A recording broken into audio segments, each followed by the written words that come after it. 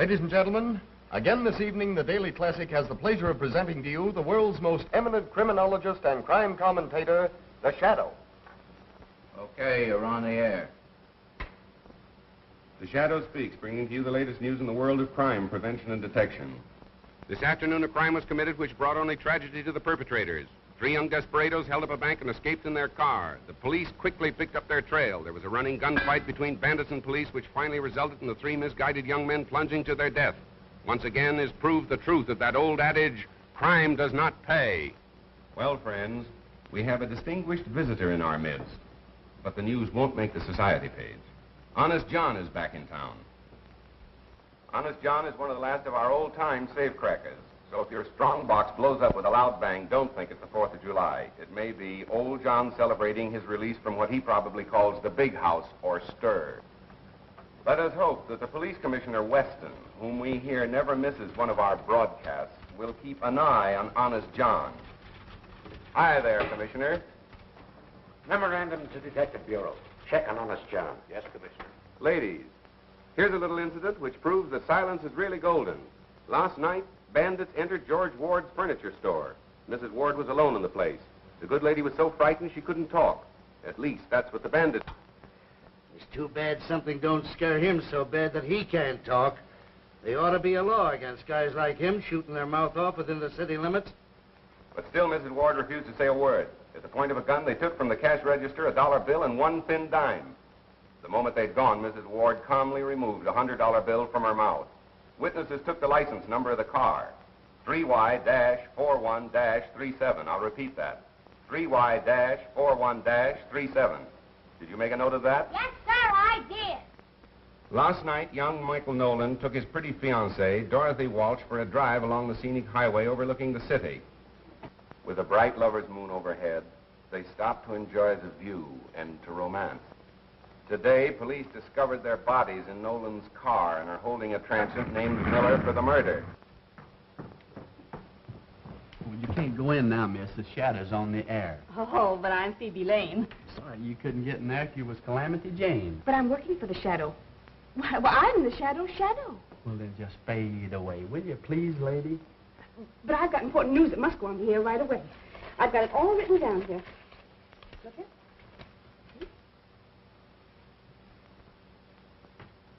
Last night in John Morgan's warehouse, not a creature was stirring, not I even know the what I'm watchman. doing. This is my job.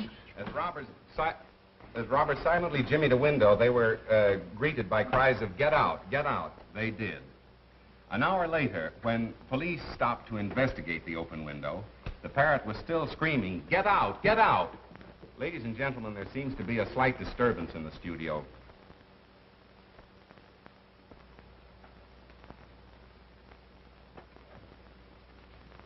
Ladies and gentlemen, a newsflash has just been handed to me. I can't guarantee its authenticity, but here it is. A big theater robbery is planned to take place downtown in half an hour. In fact, 9 o'clock. Read the Daily Classic for particulars. And now, the Shadow bids you good night until tomorrow. You didn't give the name of the theater. The police won't know where to go. No, and neither will 10,000 other thrill-hunting sightseers. But hadn't you better phone the police? I don't think you have to worry about that. Good night. Good night. Hello. Oh, hello, Commissioner. It's the police. Yes, I have that, too. The Metropolitan Theater. The Metropolitan Theater. See here, Cranston, if this turns out to be a phony tip, I have a good mind to sue you, if I can find the proper grounds. Why not breach a promise, Commissioner? Listen. Radio broadcasting. Hook me up for an emergency order to all cars. General Order 6-2. All radio cars concentrate in Sector 8. General Order 6-2. All radio cars concentrate in Sector 8. That is all. Well, that's us again. Guess you'll have to get along without us, Frank. Well, I guess I can hold this down alone. So long. Oh, by the way, Miss Lane, where did you get this tip? From a man. From a man.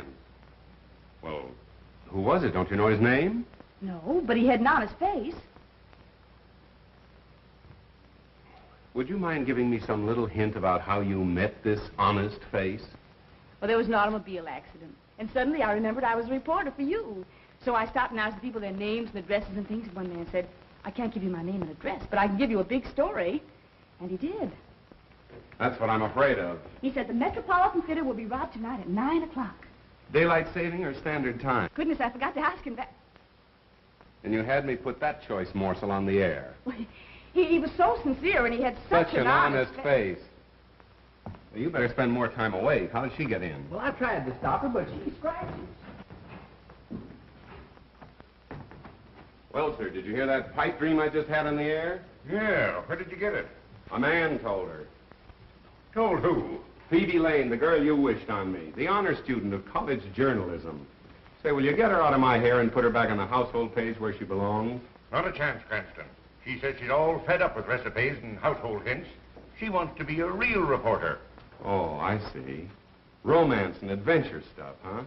Well, Mr. Heath, is she running this newspaper, or are you, sir? Cranston, as long as she happens to be the owner's niece, I'm afraid she can pick any seat she wants for a ride. Oh, it's one of those, is it? Well, there's no law against our making the joyride a little, shall we say, bumpy for her, is there? Not that I know of. Thank you, sir.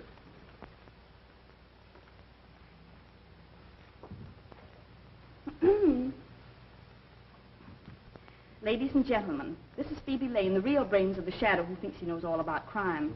But the real crime of the age is the way he makes you think he's so smart, when it's really me that does the work all the time.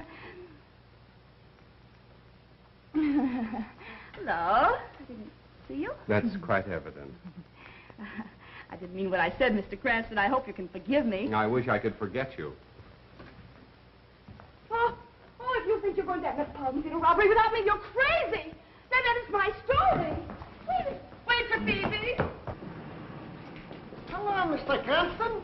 Now listen, Mo, you're a fine driver and all that, but you're not working for me. You mean I'm fired? No, but you will be if you insist upon calling me by name. Now remember, you're no good to me unless you don't know me. Okay, stranger. Where to? Metropolitan Theater. This is going to be thrilling, isn't it, Mr. Cranston? Yes, and dangerous, too, particularly for you. For me? Why? Well, when the crooks start shooting, it seems they pick off the girl first. I never knew that. No, a strange quirk in the criminal mind. Nobody seems to understand it. Oh, but I understand it. It's because they realize that the girl is really the smart one. They have to get her first. Miss Lane, why didn't you stick to the baby and biscuit end of the newspaper business instead of hurling yourself into the jaws of death? Because I'm tired of babies and biscuits. I want thrills, adventure, romance. Ah, but the household hint page is the place to find it. The home is the very symbol of romance. Oh, no, it isn't. The nearest I ever came to it was when a cross-eyed washing machine salesman tried to kiss me in a model kitchen. Young lady, you're impossible. Not if the right man comes along.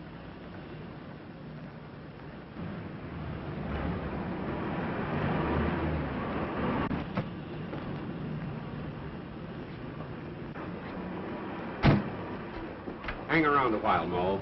Okay, stranger. Where are the police? Oh, don't worry about that. They'll be around. Oh, well, we've got to warn the theater right away. Now, wait a minute. Let's do some window shopping first. Well, The boss of them all. Police Commissioner Weston in the flesh. And if this turns out to be a false alarm, he'll love me even less than he does now.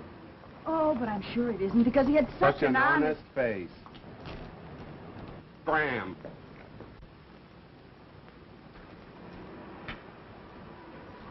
Hello, Commissioner. Say, what kind of a song and dance is this? I hope you realize my whole department has been shifted just to take care of this tip-off. Maybe you'd rather have the theater robbed and let them chalk up another black mark against your record. Now, see here, we got crime down to the lowest level it's been in years. But the way you advertise it, people will think a crime wave is on. You might have twice as much to deal with if I didn't advertise the crime doesn't pay. I'm helping you. Well, I'd like to try running the department without your help, just as an experiment. It's 9 o'clock. Well, well, well. How time flies.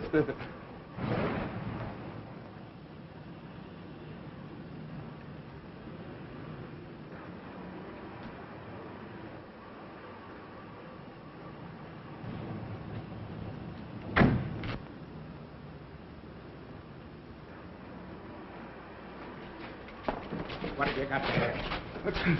It's my violin. What are you taking in there for? What to play it, of course. I am a violinist. Yeah? Let me see it. Please, be careful. It is very valuable. Shut up. See? I no lie. I'm sorry. I owe you an apology. Take those off.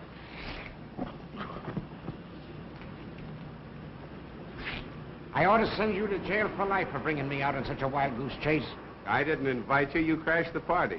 Mr. Cranston, I consider you public nuisance number one. Good. I like to be first in everything, Mr. Weston. I got to phone the paper. Hello, Heath. Cranston speaking. That robbery tip was just a gag to get the radio cars off their regular runs. Yes, I got a hunch something big is going to break elsewhere.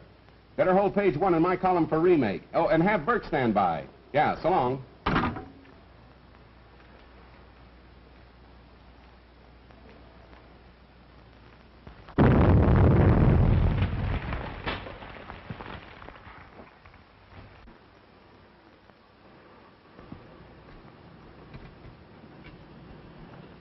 Give me the captain.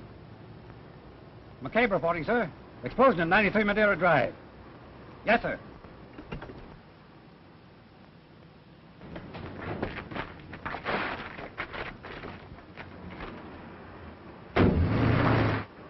First you tell me to get all my cars down here to stop a robbery. Then you get me to rush them all back before there is a robbery. What kind of a merry-go-robbery is this anyway? I know, but then the... Calling all cars from District 9. Calling all cars from District 9. Explosion reported at 9-3 Madeira Drive. Explosion reported at 9-3 Madeira Drive. That's all. Oh, Mr. Cranston! Wait for me! Oh, taxi!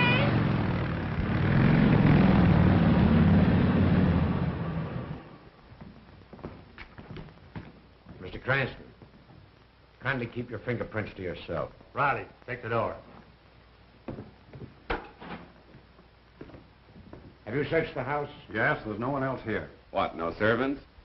Servants have a day off every week. Or haven't you heard? Well, in a house of this size, there's always someone on duty. Well, I want any information from you, I'll ask for it. That's fine. I've got to phone the paper anyway. Frank, is there a phone still working? In there. Thanks.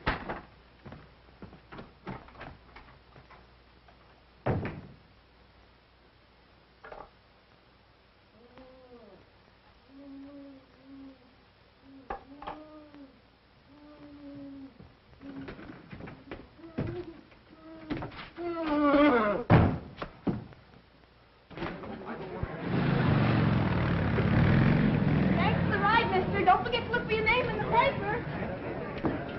No one. Stand back, lady. Oh, but I'm a reporter. I'll say my press card. No reporter. Oh, but officer, I've got to make good on the story. I've got a sick mother. Oh, yeah? Well, your mother's going to have a sick daughter if you don't scram out of here. How many of them were there? I really can't say, sir. Oh, come on. You must have some idea. Think back.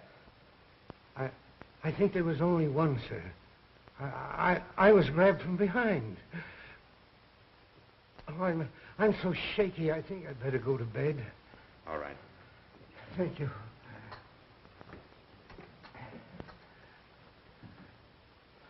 Stay with him, Tom. We're wasting time here. Get your men out and bring in the man who did this job. An old-time safe blower who just got into town. His name is, Honest John? Honest John. Bring him in and we'll charge him with robbery and homicide. The motive of the crime wasn't robbery. How can you look at that safe and say the motive wasn't robbery? Don't you know that man's watch and wallet are gone? If it wasn't robbery, what was it? Murder. If it was robbery, they'd have taken the bonds, wouldn't they? Marvelous powers of observation. Why do you use the word they, Mr. Cranston? Because one man couldn't have done all this between the departure of the radio car and the time of the explosion. As I recall, you gave the impression Honest John was a very fast workman. Right. And much too efficient to be guilty of a botched-up job like that. That blast wasn't set to blow a safe.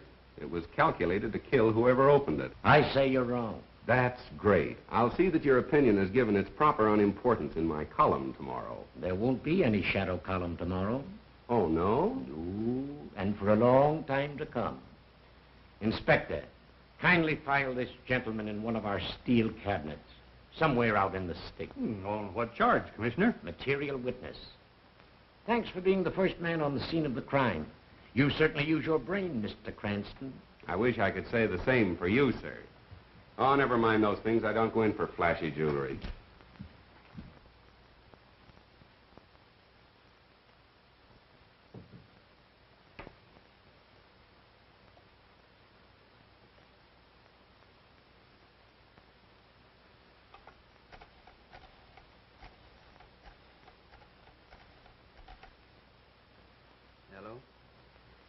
Give me the desk, sweetheart. Burke speaking. New lead off for Shadow Column. He says Weston all wet with robbery theory on Morton case. Says it's murder using robbery as a cover-up. Honest John, nah. He's just as innocent as a new laid cornerstone. Oh, yeah, I say, Cranston's been pinched. Yeah, held as material witness. On the way now to some hick-town hoosgow. Oh, sure, right on my toes. Well, so long, pumpkin puss.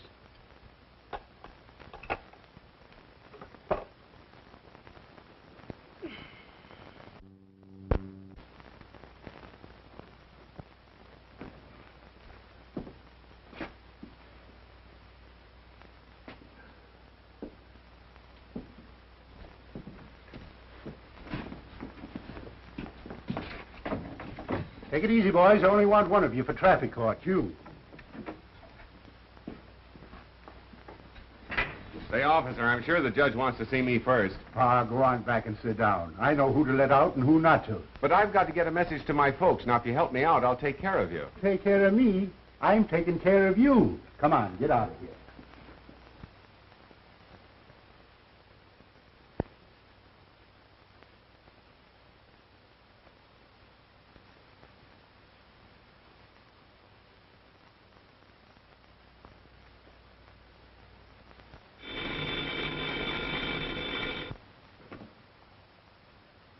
Hello, Heath. Well, I suppose you want to know what happened to your man, Cranston. After what you let him print yesterday, this is a fine time to call me up and ask for anything. But, Commissioner, you've got to let him out for the broadcast tonight. Why, thousands of people are waiting. To hear what else he has to say about the stupidness of the police department, huh? Well, let him wait. And furthermore, unless he changes his tune and lines up on our side, I'm going to cut off all police news from your paper. But the news is public property. You can't... Keep your men away from the records? Of course not. They can have the same access as other citizens. And I'd like to see you get out a newspaper on that. All right, Commissioner. Anything you say. But you've got to let the Shadow out in time for his broadcast tonight. We can't disappoint the public. Can't disappoint the public, huh? Well, we can't mislead them either. Goodbye. But... we must have got cut off. Say, what are you in for? Nothing. You mean you've done nothing? Absolutely nothing. They're holding me without charge. Oh, well, now that's some scrumptious. That's the greatest. I never heard such a thing in my life. They can't do that to you. Hey, jailer! Pardon me. Hey, jailer. Keep your shirt on. I'm taking you out right now. Me? I don't want to go out. I've got a right to stay here. This is the man who wants to go out. Listen, tell that to the judge, and he'll take care of your friend and you, too. Oh, don't you worry. Everything's coming out. Now, wait a minute. Don't handle me so rough. Oh, don't worry. Everything's coming out all right. Goodbye, old boy. I'll see you soon. I'll see you some more. Good luck. Have a good time. Now, just a moment. Wait. I'll just be listening on the door. Everybody gets out but me.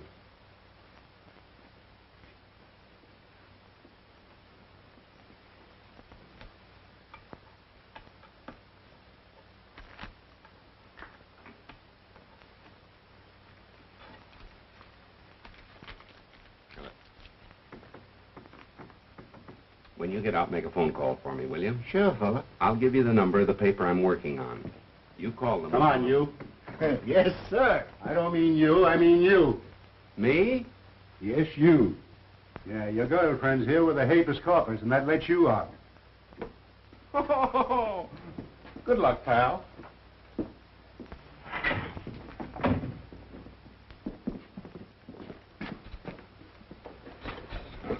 Nice little Phoebe to call for you. Yes, thanks a lot. Don't thank me, thank Mo. How much was it this time, Mo? Is this a place to talk business? Don't worry, it'll be on your bill. There, too. The office. Okay, stranger.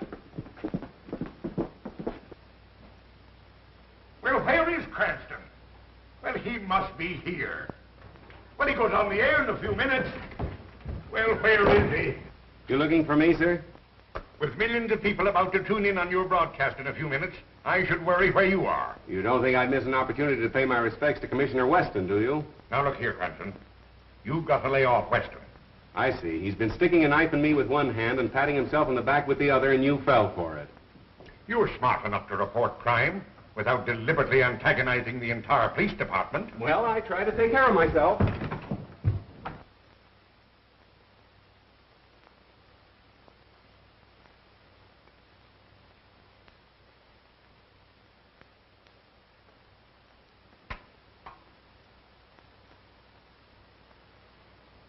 Good evening, friends. Yes, it's your old Shadow Man, and after languishing in one of Commissioner Weston's small-town jugs, the Shadow is just a shadow of his former self. Now we'll get down to the Gerald Morton case and the reported difference of opinion between the Shadow and his other Shadow, Police Commissioner Weston. Friends, I am now of the opinion that our efficient police department, under the able guidance of the Commissioner,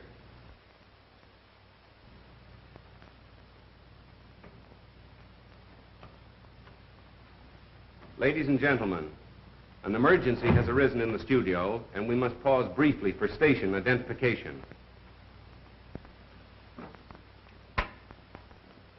You're listening to station EMOR of the Daily Classic. Our program will continue in just a moment. Well, John, what can I do for you? So you're the guy that reminded the cops I was in town. But I spoke of you in a very complimentary way. I said you were tops in your profession. No man can ask for more than that, can he? Yeah, but you sounded off that I'd done that amateurish Morton job. That's my beef.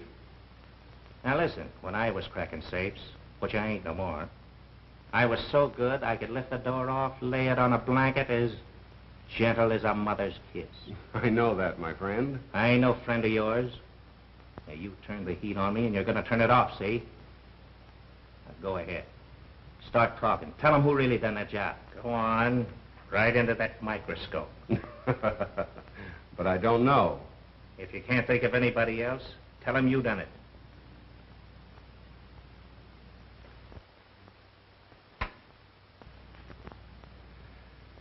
My friends, now that I have the situation in the studio absolutely under control, we can resume our discussion of the Morton murder mystery.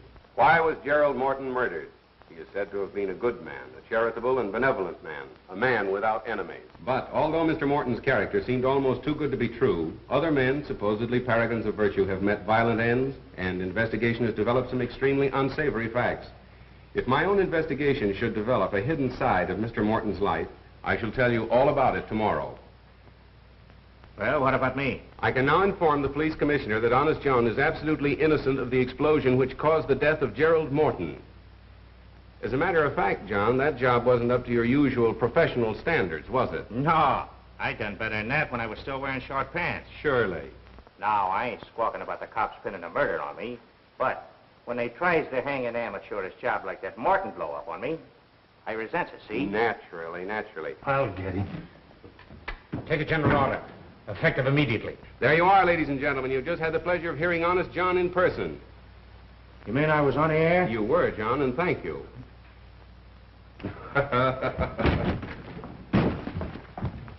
You dumb ox, why don't you look where you're going? Ladies and gentlemen, for the past 24 hours, the entire police force of this city have been trying to locate Honest John. Yet the Shadow has had no difficulty in bringing him to you on this program this evening. For further details, please read the classic. This is the Shadow saying goodbye until the same time tomorrow.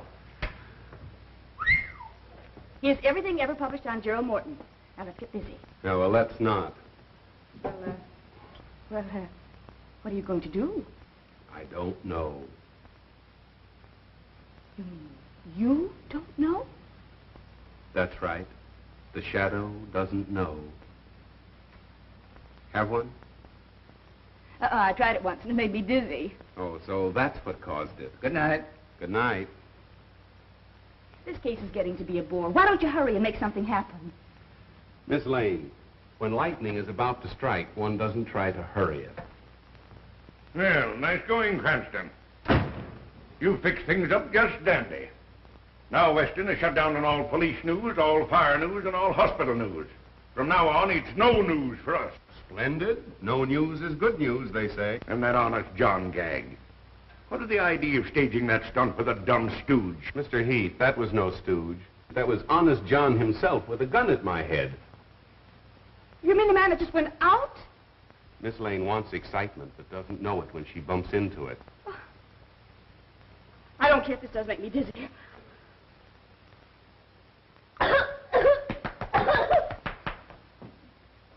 Oh, hello, Matt. How are you? Well, where is he? You mean Honest John, I suppose? Yeah. I do believe, as he'd say himself, that he's taken it on the lam. Why didn't you hold him? Well, why should I? I'm not the police commissioner. Then quit acting like a chump. You know, I think he's got something there. Phoebe, thank you. You're a gentleman and a lady. Now, here, stop this clowning. How are we going to get the paper off the spot you two have got it on? We're not clowning, Mr. Heath, and please don't blame Miss Lane. It was my fault. I thought I was Say, doing wait something. a minute. I think you hit an angle in your broadcast where you hinted that Morton's character wasn't all it should be. I don't know that... Oh, it's my office. Right? Gunny, I believe you have here. Yes, Mr. Cranston? I'm Mr. Cranston. What can I do for you, sir? I am Roger Morton, brother of the Gerald Morton, whose name you tried to besmirch in your broadcast. I came over to see just what sort of man could be guilty of such an attack. Well, I'd like to explain that. I don't know what you meant by your hint about a hidden side in my brother's life. But in the presence of my attorney... I beg your pardon. Our firm has great commitments abroad, young man. And your paper will pay the penalty if you do or say anything to jeopardize our international dealings. And we deal in millions. That's all. Good night. Nice. Now what are you going to do? I'll tell you what he's going to do. He's going to handle the story Morton's way, or he'll sue us for millions. Nice thing. Honest John says I handle it his way or he'll shoot me. Weston says I handle it his way or I go to jail. I think you started all this, sweetheart. Have you got any suggestions? Don't ask me. You're the great big detective. There you are. You see, she craves action, and when she runs into it, she starts passing the buck. I wish you'd go home and roll your hoop so we can roll up our sleeves and get to work. I'll admit you have performed miracles, like that Allen murder. But there you had a bent pin to start with as a clue. This time you have nothing. You're right. Nothing. Don't forget you've still got Phoebe. Well, we don't want you shot. You're no good to us in jail, and we can't afford to offend Morton. There it is, son. Get us out of it. Just like nothing happened. Well, Miss Lane. Miss Lane went home to roll her hoop. Phoebe. I wonder if Miss Lane would recognize the man that gave her the tip that started all this. Miss Lane would know him anywhere. She never forgets a face. Well, what did he look like? Oh, he was thin. Well, not too thin. No. And, Blonde? he was between a blonde and a brunette, and rather medium-sized for a man. And he was thin and... Oh, but I said that, didn't I? Yes, you did. My, what a memory. Anyway, he wasn't bad-looking. Well, go on. Anything else? Anyhow, I know how he spoke. How? With a foreign accent. A foreign accent? Mm-hmm. Listen, that's important. Was it a Moscow Russian? I will give you a tip about a theater... No. No, it wasn't that, I see. Italian, perhaps, more liquid. Senora, we know about the theater. No, it wasn't that. French, of course, it wouldn't be French. There is a theater that will be robbed tonight. Oh, no, that's not right. A German, perhaps. I can give you a tip about a theater around the corner that's going... Nearer. That's nearer. Mm-hmm. Perhaps a little finer, huh? Viennese. I can give you a tip about a theater around the corner that... You've got it. That's exactly the way he spoke. Fine. And I'm sure I'd recognize him now if I saw him. Good. Thank you, Miss Lane. Now you can go home.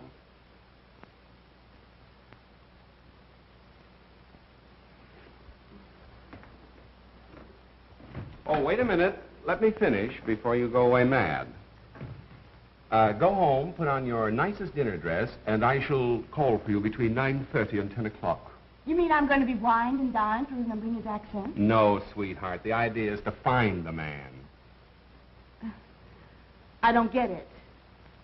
When you want to find an American, you go where he works. When you want to find a foreigner, you go where he dines. My, but you're clever. Let me see now. Should I wear black or blue or You'll wear black and blue if you don't hurry. Scram, sister.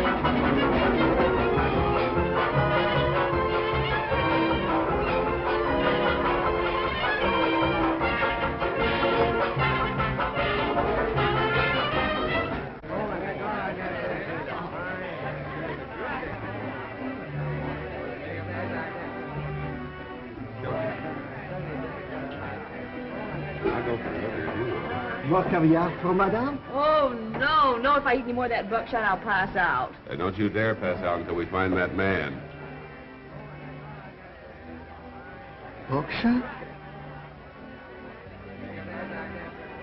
Oh, 1:30. I've looked at so many men that they all look alike, and I'm so tired. I thought you wanted to be a reporter. Now, listen, you stick around until we find the man, then you can go home. Go home the very minute the fun begins? Not me. I'm not going to do all the hunting and then miss the shooting. Oh, now be reasonable, will you, Phoebe? You're the boss niece. I can't let anything happen to you. Why did I have to be born a relative? Why couldn't I have been born an orphan or something?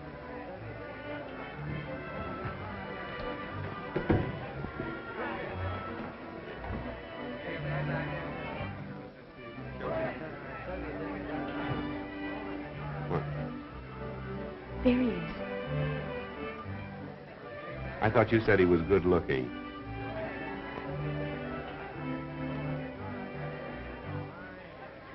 Are you sure that's the man? Positive. I'm sorry, sweetheart. You'll have to scram.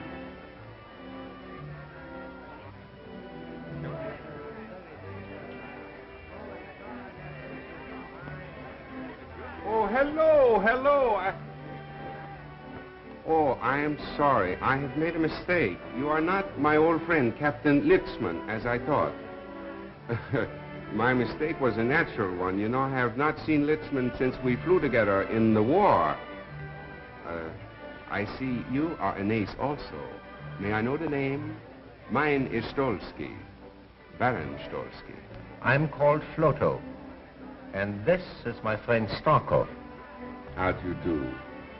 I was told when I arrived in America recently that I could meet and make friends with many people of my own class. I am glad that is so. Waiter, gentlemen, what will we drink?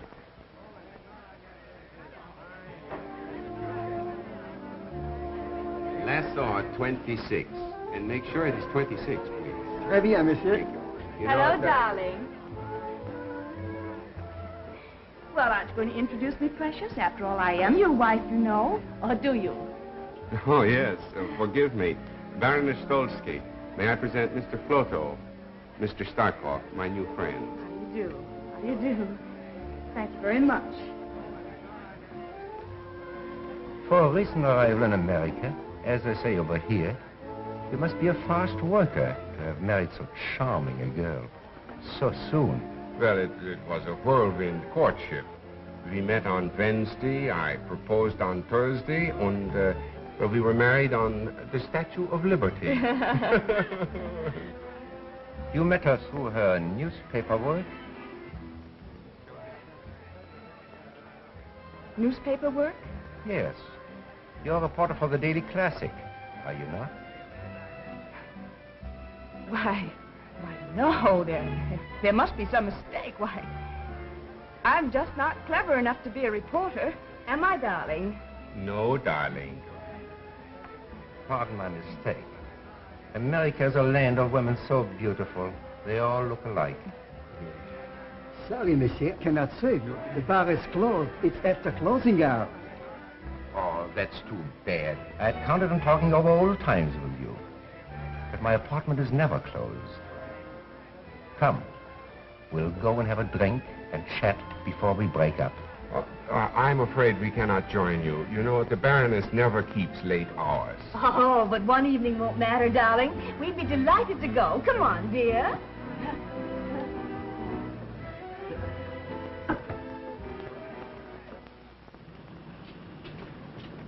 Taxi? Midtown Apartments. Oh, no. You see, it is a raining night. I'm sorry, and it's so late. I must take my wife home, I'm sure. But the Midtown Apartments are not far from here. Yes, darling, and I'd love to have another drink. Oh, darling. Oh! You see, my wife gets these attacks, you know, when it's late and raining. I must take her home, but we will see you tomorrow for luncheon. Shall we say at the Hofbrau at 1? The Hofbrau, 1 o'clock punctually. Good. Yes. Where to? 12 Dutton Street. Okay, stranger. Good night, gentlemen. Good night. Good night.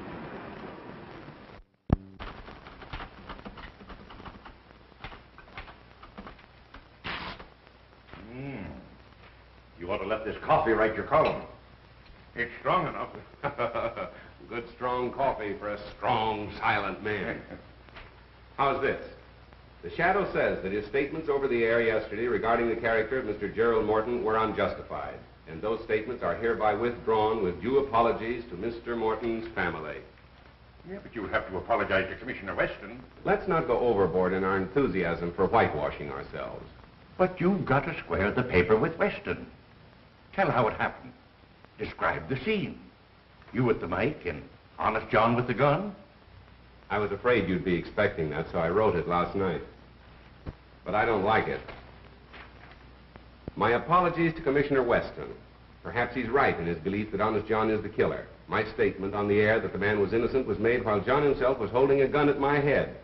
And I hope that the Commissioner, with his usual fair-mindedness, will restore the classic to favor. Great. Now Morton can't sue us. And the Commissioner will have to restore our news. Oh, I spend years building up a reputation as a crime expert, then have to expose myself as a stuffed shirt that gets kicked around by the police department. Well, look here, son. If you're so keen about that reputation of yours, why don't you really try to solve this case? Well, I would if I weren't so busy taking care of the boss's niece.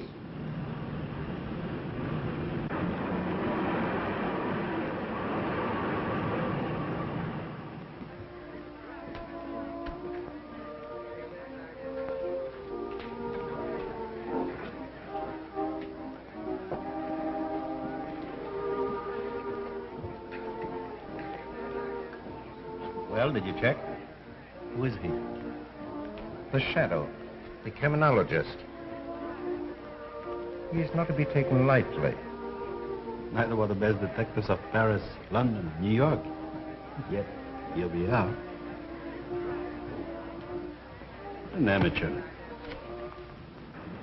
Well, Mr. Cranston, how are you feeling this morning? Now listen, Mo, for the last time. If you ever call me by name again or recognize me or even speak to me before you're spoken to... I'm fired. That's right. Okay, stranger.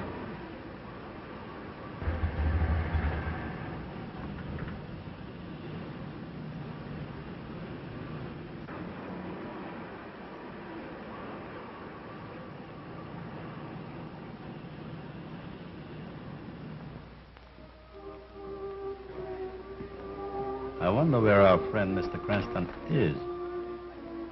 There's something wrong, Stalker. There's something wrong with your nerves, my friend. You are not going to leave here with our work half finished. Yes, yes. I know how much there's at stake. That's why I'm so uneasy.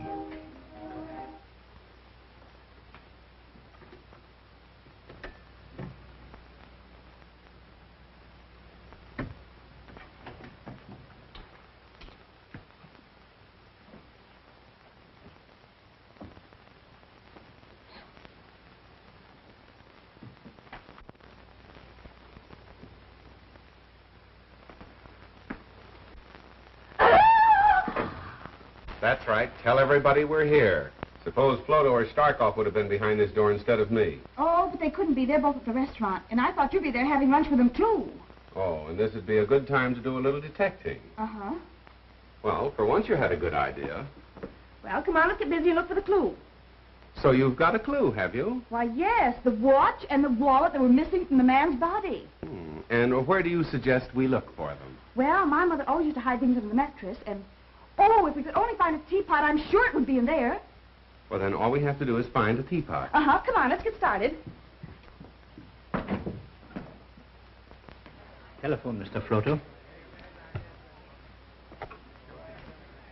Hello. We have waited long enough, Rudolph. Has our man come home from downtown? Not yet, sir. I understand he won't be home before late. He's to meet our countrymen here for a final conference tonight. We must know his plans. Keep in touch with us at the apartment. We shall be there in a few minutes. Waiter. Yes, sir. Check, please. At once. Now, I don't think we should go. I think we should definitely stay here and find that watch and wallet. Now, my woman's intuition.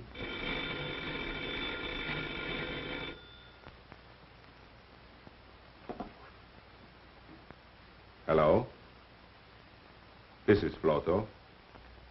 The master has just gotten home. Early in the afternoon will occur an opportunity when he is gone. No more. Someone is coming. I call you back.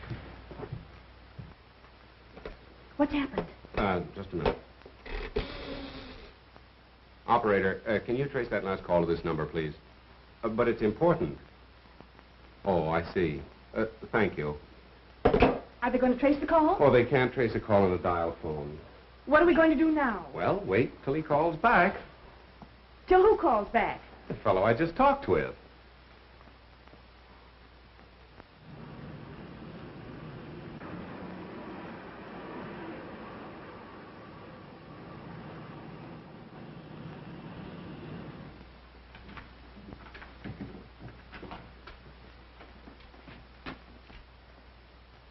Oh, hello.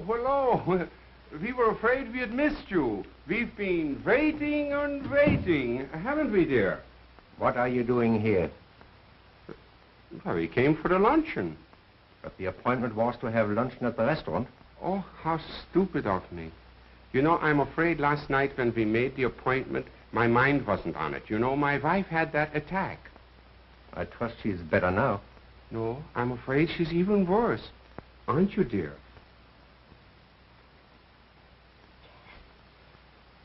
Make her comfortable. We soon have lunch. Oh. Oh, poor darling. No, you see, she's getting another attack. I must take her for the air right away. Just a minute, Mr. Cranston. Your hand, Mr. Shadow. What do you suspect us of? And why? Oh, well, now, you'll have to listen to the broadcast to hear that. You see, our business is to get interviews, not to give them. Isn't it, sweetheart? Yes, sir. And may we go now? No. Now that we have you here, you are going to stay. Take your time, mister. Taxi stranger? Scram, Phoebe. Thanks for your hospitality, boys. Nice work, Mo. Mo? I thought we were strangers. Have a cigarette, pal?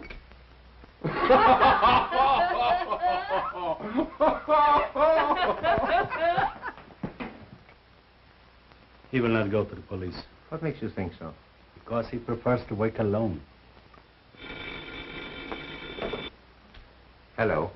What's that? That wasn't I. We were not at home then. That was Cranston. Repeat what you told him. It's Rudolph. He told Cranston his master would be at home this afternoon, and that an opportunity might occur to strike. That's indefinite. But incriminating. He must act at once, today. Tomorrow may be too late. Naturally, my woman's intuition told me that we should get out of there, but I was afraid to tell you because I thought you'd laugh at me. Well, thank goodness it's all over. There's nothing to worry about now. You take your woman's intuition and go to luncheon. Oh, trying to get rid of me. Well, I'm not going to go. I'm not going to miss any more fun. Well, I've got some work to do. Now, you run along, please. All right. It's a good girl.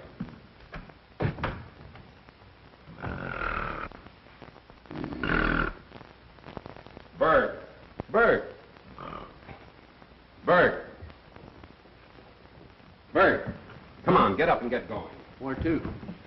Go to the Midtown Apartments, stake out, watch for two foreigners in a closed car. Phone me as soon as they leave. Okay. And hurry for a change, will you? Okay, Chief. Hello? Oh, yes, Mr. Heath. No, still as much in the dark as ever. Well, those fellas are rather clever. As a matter of fact, they're planning another deal right now. Well, if I knew that, I wouldn't be hanging around here Pardon me. Come in. Oh, hello, Barrow. Sit down. Be right with you. Yes, Heath. No, thanks. I don't need you. What I need is a clairvoyant. Right. So long. I have that Morton information for you. Good. I understand that Gerald Morton's firm was interested in some very big international deals. Was that right? Yes, they still are. I made these notations for you. Their recent underwritings include 10 million Argentine fours, 28 million Danish refunding 2.5s. And I understand they'll soon issue several new European debentures. Well, what about them? That might be a good investment for me. Certainly. However, these new bonds that Morton & Morton are about to offer seem to me to be highly speculative. But if the 50 million is spent to build up the army as intended, the exiled aristocrats will never succeed with their threatened revolution. Good. That's what I wanted to find out. Oh, pardon me. Miss Lane, do you know Mr. Barrows, our financial editor? How do you do? I do. What's this all about? At a time like this, you're talking about investments. I'll be with you in a minute. Editorial. Editorial. Cranston speaking. Whole shadow column for remake. Right. I brought you some lunch. I was in such a hurry, I dropped your bottle of beer, but we can share mine. A good assistant would never let her boss go hungry. Oh, thank you, Miss Lane. And now will you phone the commissioner and tell him I'll call him back later? What's his number? You'll find it in the book.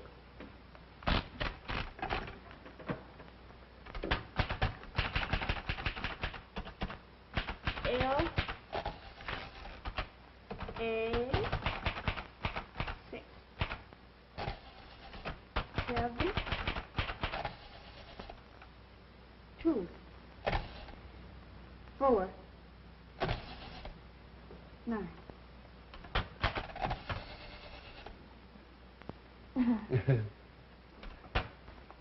There you are, Commissioner. First edition on the streets now, with a full explanation apology by the shadow. The apology could have been stronger. I hope this paves the way for renewing friendly relations. I'm no enemy of the shadow. I always give him credit for being somewhat clever, but he should remember he's only an amateur. After all, we're professionals. That's right, Commissioner. And I hope that you'll restore the Daily Classic to good standing with the department right away. Of course I will. Take a general order. Cigar, Commissioner? No, thanks. Wait till you get a load of this, Phoebe. The Morton case will break wide open tonight, and it'll be a big surprise to the police. Pardon me. Under the misguidance of Commissioner Weston, the department has wasted 24 hours searching for the wrong man, with the right men under their noses all the time. But won't that make the commissioner furious? Pardon me. You would get hard-boiled eggs. And although the murderers have completely baffled the police by their shrewdness and daring, pardon me, the shadow knows who they are and why they killed Gerald Morton. But how do you know that? We didn't find a single clue and nothing to suggest a motive. Ah, yes, we did. And you'll know when it happens. You're intelligent. You sparkle. I don't know what I'd have done without you on this case, but we've got to keep going. Here, rush this down for the night edition. Yes, sir. Well, hurry. Pardon me.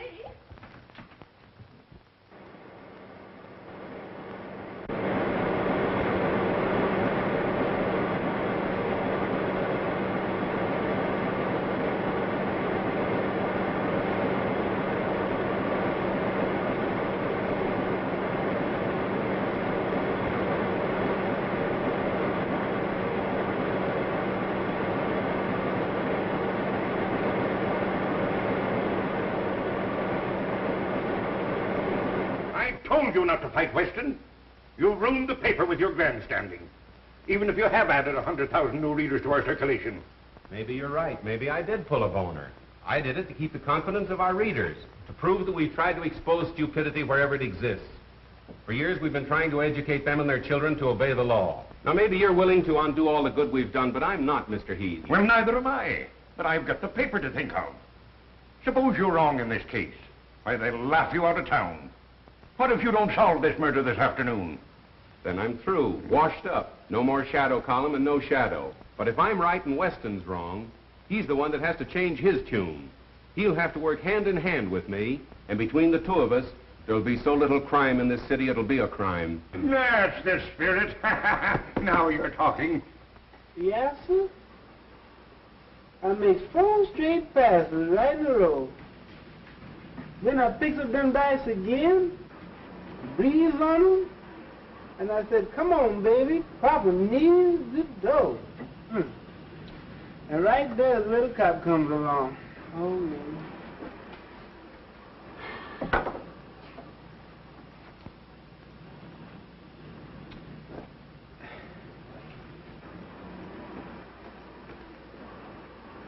Well, how's that, boss?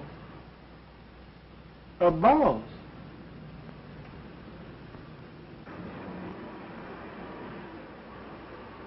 Shine 'em again, will you, boy? Again? I done shot 'em 3 times.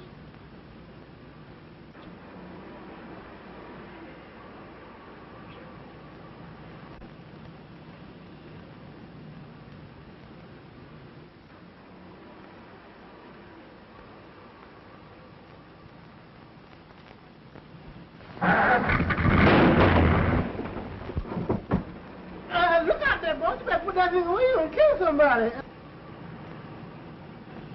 Boss, Messiah, money.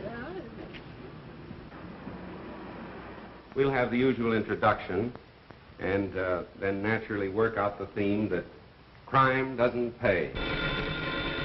Answer that, will you please, Miss Lane? Hello?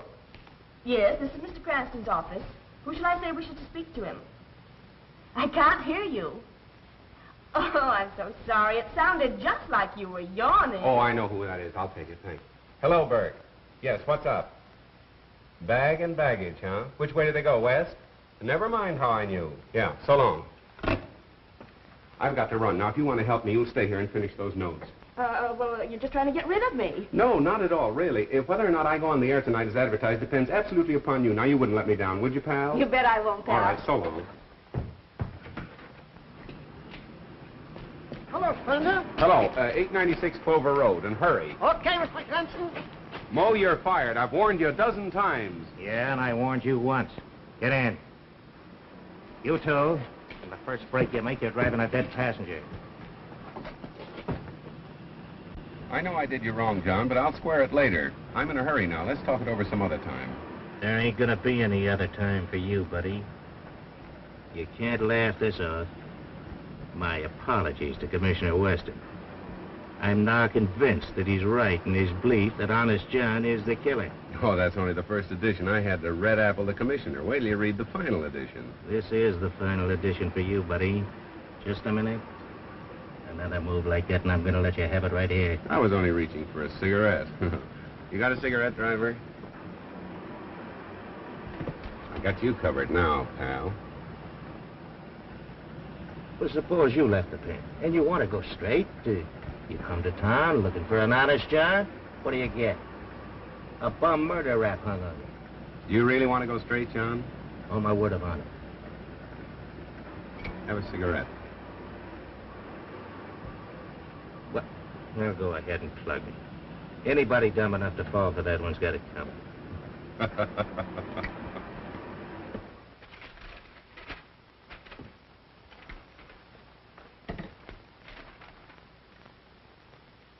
Am I on the air? Thank you. Ladies and gentlemen, this is Miss Phoebe Lane, the Shadow. If Police Commissioner Weston is listening in, I should like him to know that the Shadow and I think he's the world prize sap, and we intend to leave no stone unturned. The Shadow knows who killed Gerald Morton and why. We'll be on the air at 8 p.m. this evening as usual. Well, we'll see about that. Matthews, what's the law covering withholding of evidence from the police? Section 164, Revised Criminal Code, sir. Get out a warrant for Cranston and pick him up at once. Yes, sir. And now, ladies and gentlemen, I'll give you my own story of how I helped the Shadow to solve the Gerald Morton murder mystery. In the first place, Commissioner Weston and his very dumb stooge, Detective Inspector Matthews, were off on a false scent, as usual, and... Keep right on, sister. You were going great. Oh, I'm so sorry. You frightened me so I didn't know what I was saying. I never know what I'm saying when I'm frightened. Do you want to see Mr. Cranston? Yeah, just to say hello. You're not going to arrest him again. No. Cranston and I are old personal friends. Oh, then I can tell you where he is. He's out in the Morton case. Ah, Morton. Thank you. Be sure to thank Mr. Cranston for me. Well, thank you, Mr. Matthews. I certainly will. I'm sure he'll thank you. Mm-hmm. Goodbye. Bye.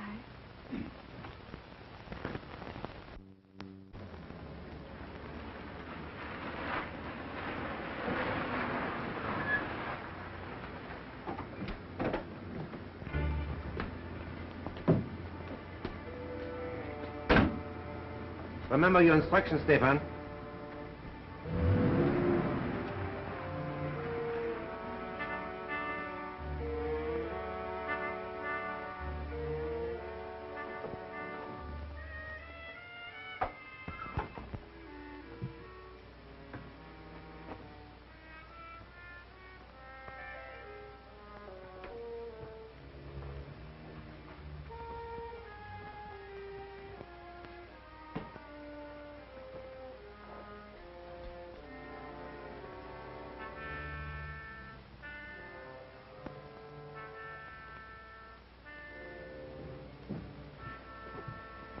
Sorry if I kept you waiting, gentlemen. Our appointment wasn't until later. We are not the men you are expecting, but we are here regarding the same matter. Won't you sit down?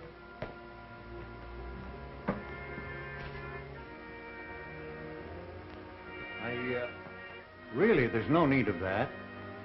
The business is out of the confidential stage, and the deal is about to be concluded. The deal will never be concluded.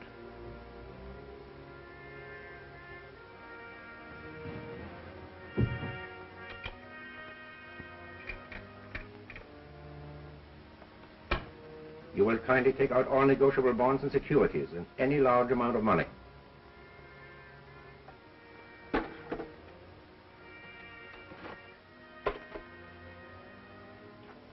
This is all I have of value here. Mrs. Morton's jewels and the bulk of my holdings are in a bank vault downtown. And if you want to... This is not a robbery, Mr. Morton. This is a matter of international diplomacy. These bonds represent much money, do they not? $100,000 or more. I don't see what ends you can gain by killing me. Let us review the history of the international loan you were about to make tonight. 3 years ago, a French banker was about to lend that money. He died in an auto accident. The loan was next negotiated with an English financier who was very much devoted to his wife, Mr. Morton. He committed suicide. So you see, we have many ways of taking care of those who oppose us. But say you did kill me. There are other banking houses. You can't prevent them all from dealing with your country. We intend that the death of both partners in Morton and Morton shall throw this bond issue into such litigation as will hold it in the courts indefinitely. Unfortunately, you were not with your brother at the time of the accident we planned for both of you. So now, you will do as I suggest. Or, if you're stubborn, we'll wait for Mrs. Morton.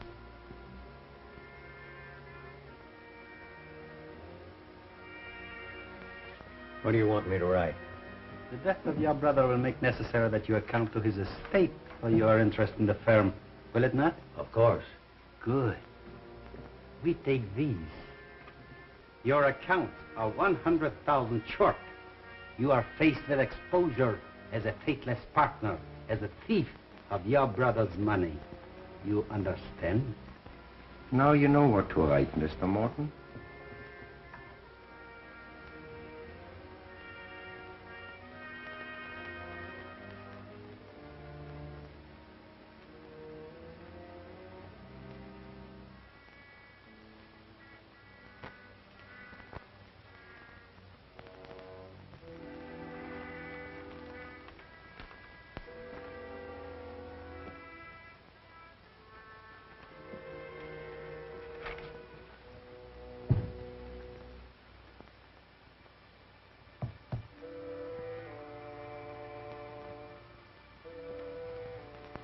Answering an unspoken question, there's only one bullet.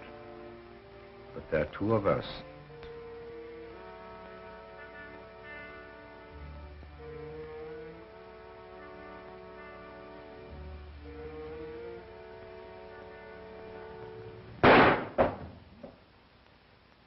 Good shot, John. Are you surprised to see me? You won't need this now, Mr. Morton. Oh, Lodo, I thought you were clever. Even a small-town constable could spot that concealed weapon. You better let me take care of that, Mr. Morton. Watch him, John.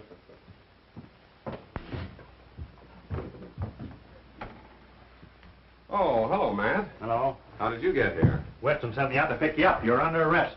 What, again? What's the charge this time?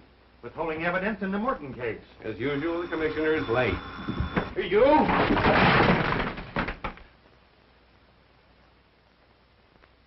If it's my last act on Earth, I'll put you in jail for life.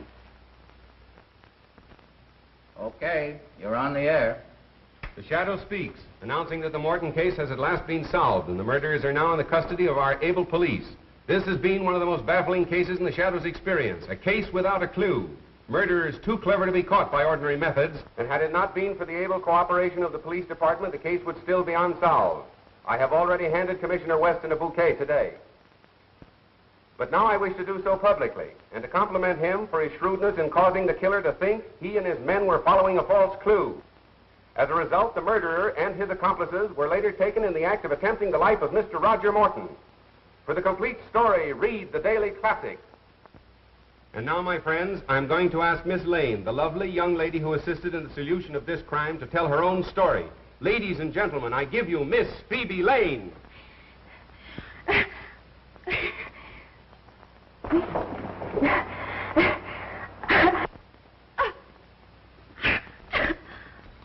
Ladies and gentlemen, there seems to be a great deal of static interference this evening. And anyway, we thank Miss Lane for her very vivid description. Remember, ladies and gentlemen, crime does not pay. This is the Shadow saying goodbye until our next broadcast.